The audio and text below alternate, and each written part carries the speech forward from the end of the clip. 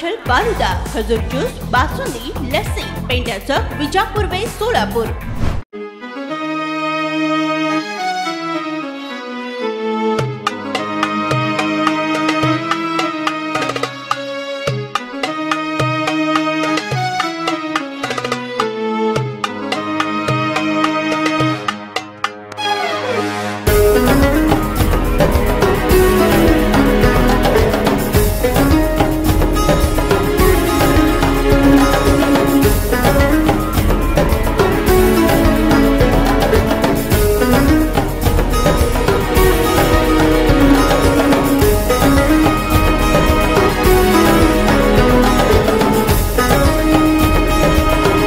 इस्लाम धर्मातील पवित्र असे 2 सणांपैकी महत्त्वाचा सण म्हणजे रमजान सण।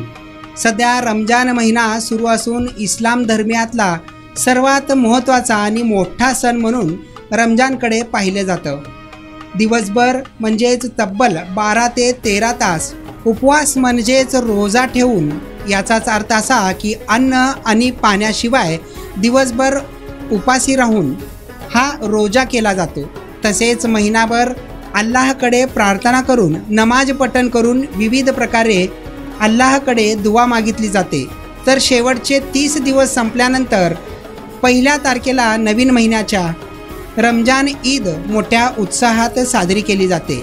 या महिन्यात लोक विविध पदार्थाचे खाद्यपदार्थ आपल्या घरी स्वयंपाक करून बनवून खात असतात, तर काही जण शौकीन लोक बाहेरचे खाद्यपदार्थ आपल्या घरी आणून हे पदार्थ इफ्तार म्हणजेच उपवास सोडताना खात असतात।